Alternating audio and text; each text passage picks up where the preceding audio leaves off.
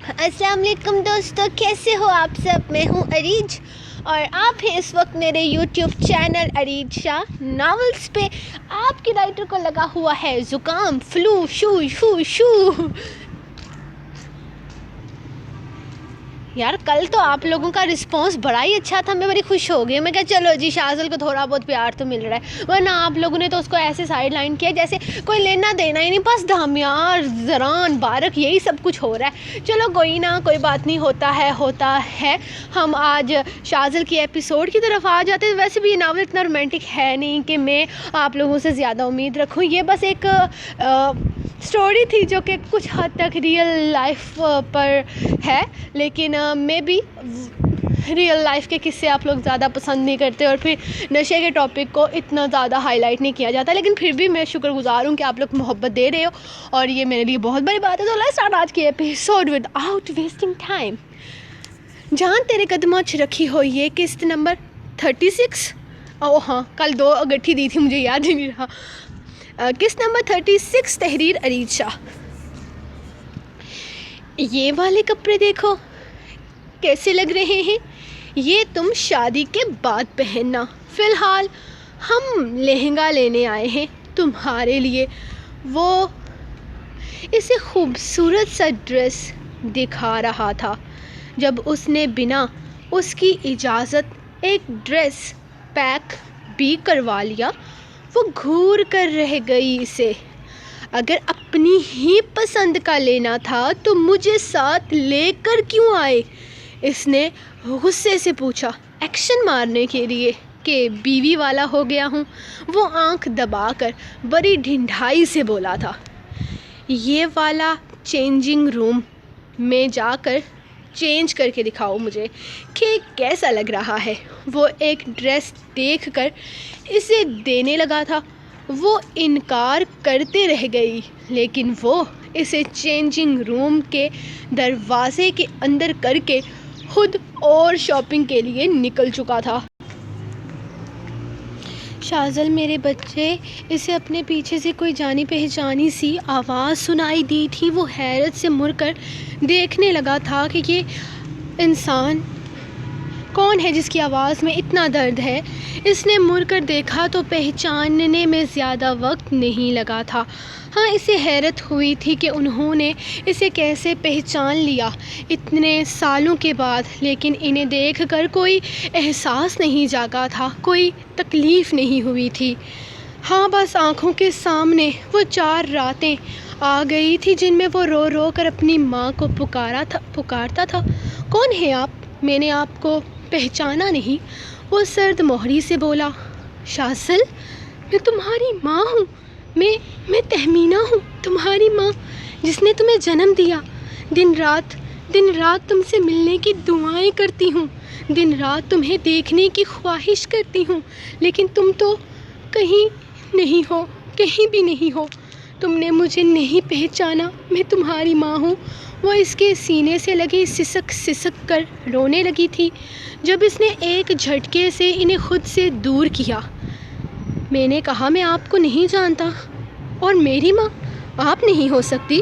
وہ ماں جو اپنی عیاشی کے لیے اپنی اولاد کو چھوڑ کر کسی دوسرے مرد کی باہوں میں پناہ ڈھونڈنے لگے، وہ کبھی ماں نہیں بن سکتی۔ وہ انتہائی غصے سے بولا تھا، جبکہ پیچھے کھڑی اروم اتنا سمجھ چکی تھی کہ وہ عورت اس کی ماں ہے۔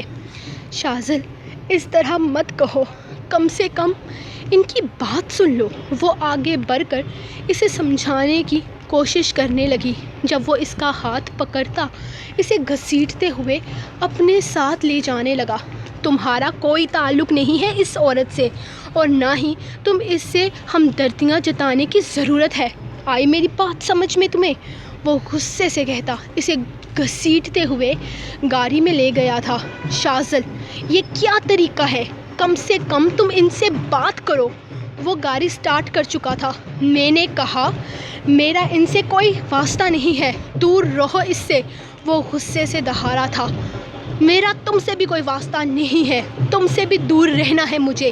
انتہائی گھٹیا انسان ہو، کسی کی فیلنگز کی کوئی پرواہ نہیں ہے تمہیں، ہمیشہ اپنی کرنی ہے تم نے تو کرو، اپنی کم سے کم میری جان چھوڑو، میری زندگی کیوں عذاب بنا رکھی ہے تم نے؟ وہ جیسے خطے سے اکھڑ گئی تھی۔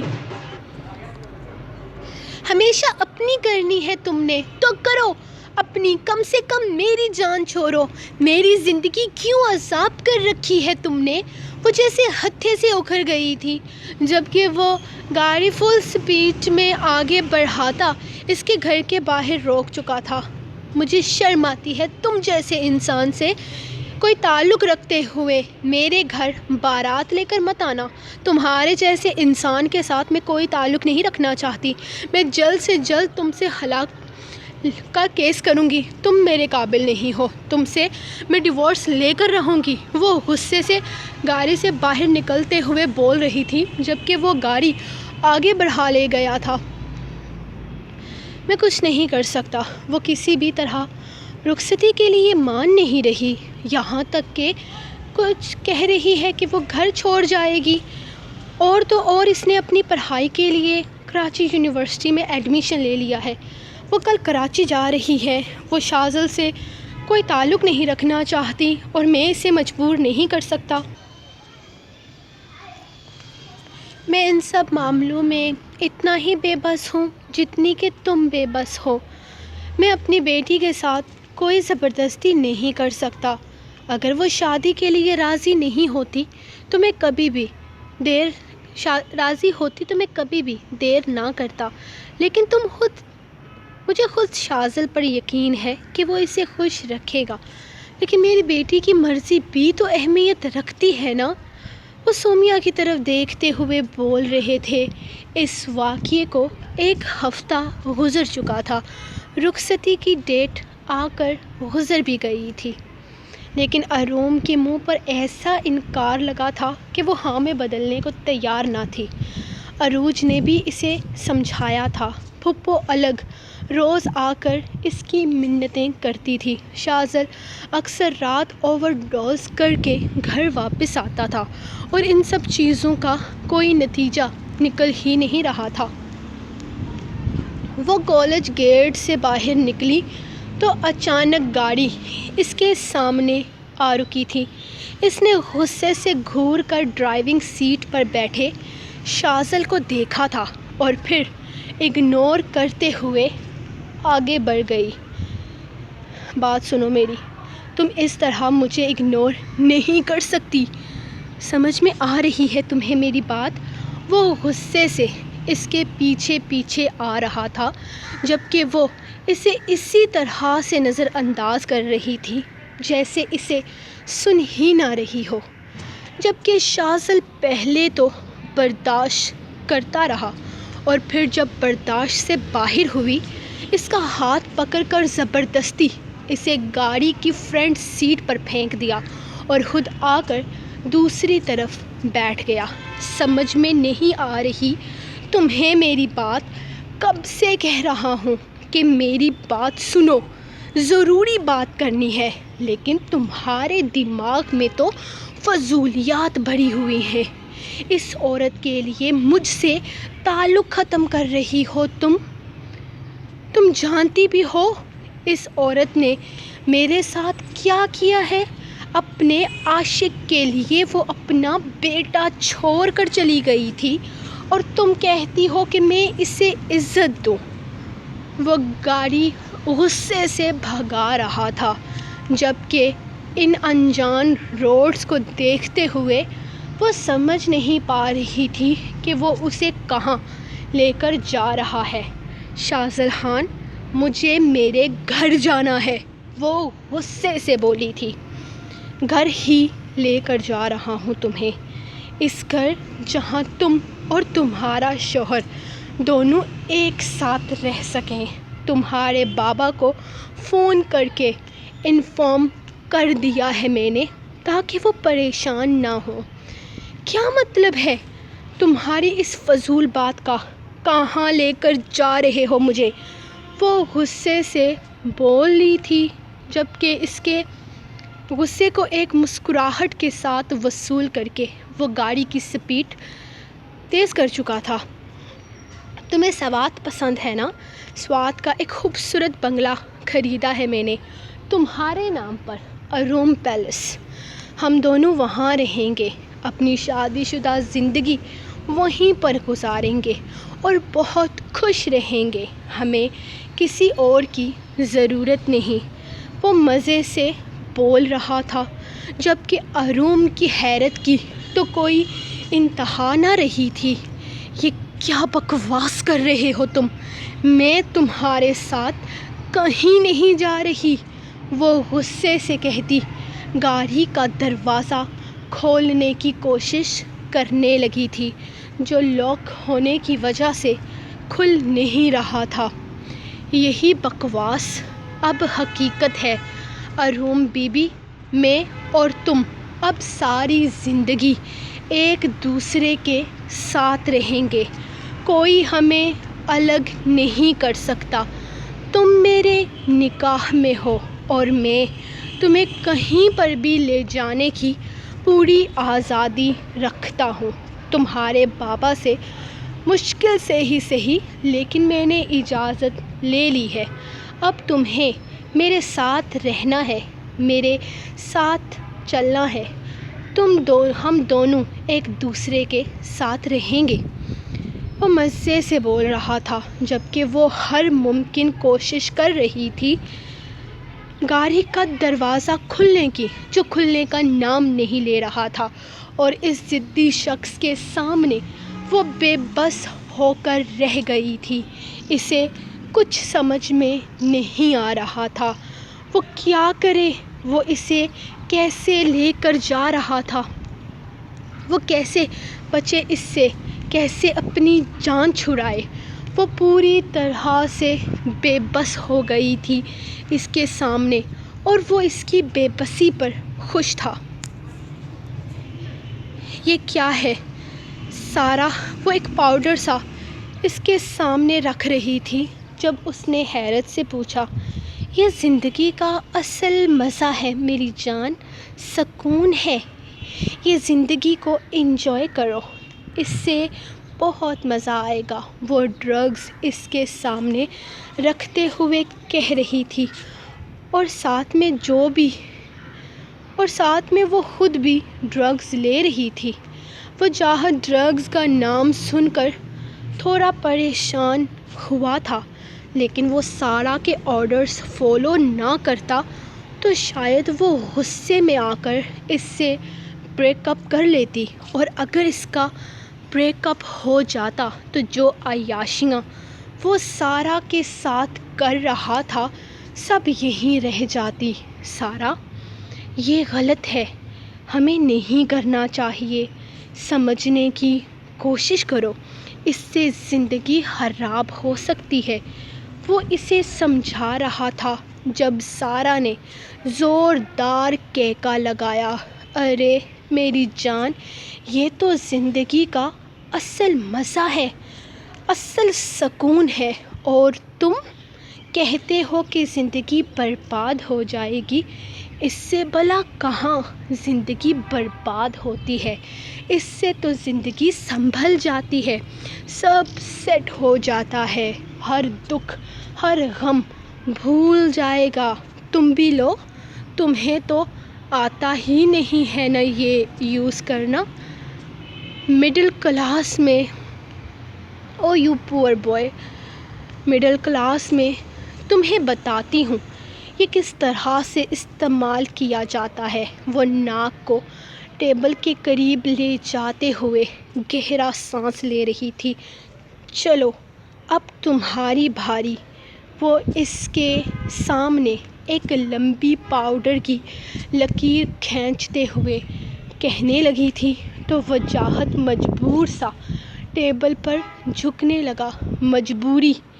یہ لڑکی نہیں بلکہ اس کا پیسہ تھا، محبت اسے اس لڑکی سے نہیں بلکہ اس لڑکی کے پیسوں سے تھی، جو ہر طرح کی الٹی سیدھی حرکتیں کرتی تھی اور اپنے باپ سے خوب پیسے نکلواتی تھی، اور پیسے کے لیے وجاہت خان کچھ بھی کرنے کو تیار تھا۔ کون سا اس کو ساری زندگی کی لت لگنے والی تھی، اس نے بس ایک دو دفعہ کوشش ہی تو کرنی تھی، اور سارا کو خوش کرنے کے لیے وہ یہ کرنے کو تیار تھا۔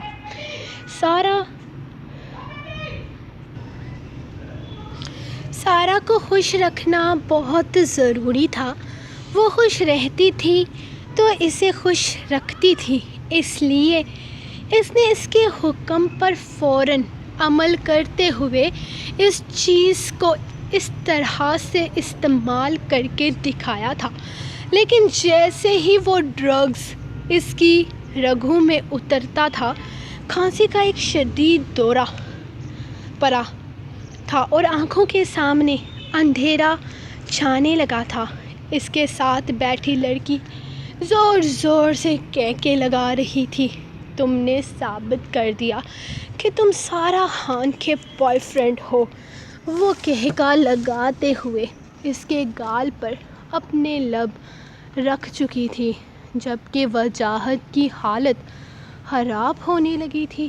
اس کا ذہن بری طرح سے چکرا رہا تھا۔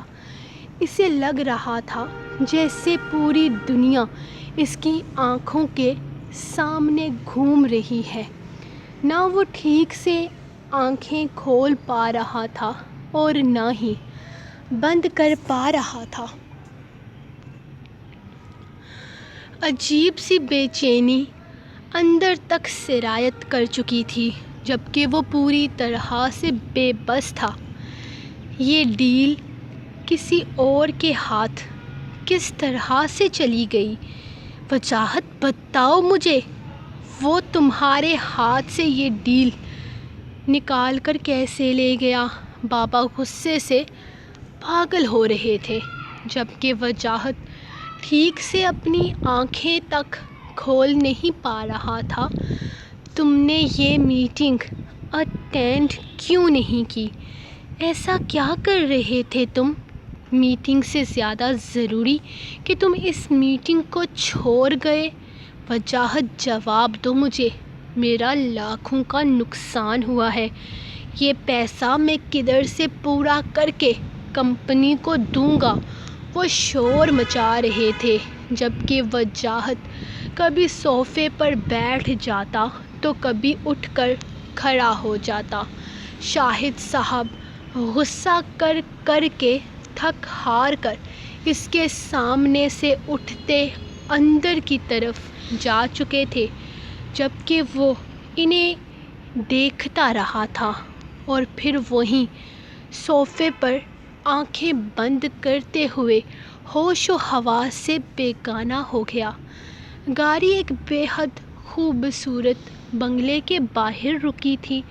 ہر طرف برف باری ہو رہی تھی، سردی انتہا کی تھی، جبکہ وہ اب گاڑی کا دروازہ کھولتا اس کی طرف آیا اور اس کے لیے دروازہ کھولا تھا۔ سارے راستے وہ لڑتی ہوئی آئی تھی، لیکن اب بالکل خاموش ہو گئی تھی، جیسے ہار مان چکی ہو، اور ہار تو اس نے ماننی ہی تھی۔ آخر کب تک وہ اس سے لڑتی؟ اس کی محبتوں سے لڑنا آسان تھوڑی تھا، وہ اتنی آسانی سے اسے جیتنے تھوڑی نہ دینے والا تھا۔ Welcome to Shazil Khan world my life. Shazil Khan تمہیں اپنی زندگی میں خوش آمدید کرتا ہے میری زندگی۔ وہ اسے گاڑی سے اتارتا اس کا ہاتھ تھامے اسے گھر کے اندر لے جانے لگا، کیونکہ برف باری بہت تیز ہوتی جا رہی تھی۔ اس نے گھر کے اندر قدم رکھا تو ایک ملازمہ اور ایک تقریباً 11 سالہ اس کا بیٹا دونوں انہیں ویلکم کر رہے تھے۔ مجھے کسی ملازم کی ضرورت نہیں ہے، لیکن سوچا کہ تمہیں ضرورت ہوگی۔ اچھا ہے نا، ہمارا گھر، ہم یہیں پر رہیں گے، ایک دوسرے کے ساتھ ایک نئی زندگی جئیں گے، ایک دوسرے کو سمجھیں گے، جانیں گے، ہمیشہ ایک دوسرے کے ساتھ رہیں گے۔ میری زندگی تم سے ہے اروم، میری سانسیں تم سے ہیں۔ میں نہیں خوش میں تمہیں خوش رکھنے کی پوری کوشش کروں گا، میں ہمیشہ تمہیں خوش رکھوں گا۔ وہ اسے اپنی باہوں میں اٹھائے گول گول گھوم رہا تھا، جبکہ اروم اب تک اس کی باہوں میں بے بس پڑی تھی۔ کچھ سمجھ ہی نہیں آ رہا تھا کہ آخر اس کی زندگی اس طرح سے کیوں کروٹ لے گئی ہے۔ وہ اتنا بے بس کیوں ہو گئی تھی؟ اس نے آج تک خود کو کبھی اتنا بے بس محسوس نہیں کیا تھا۔ سو گائز، یہ تھی آپ لوگوں کی آج کی ایپیسوڈ۔ ملیں گے نیکسٹ ایپیسوڈ میں کل، تب تک کے لیے اپنی رائٹر کو دے اجازت اور دعاؤں میں یاد رکھیں۔ اللہ حافظ۔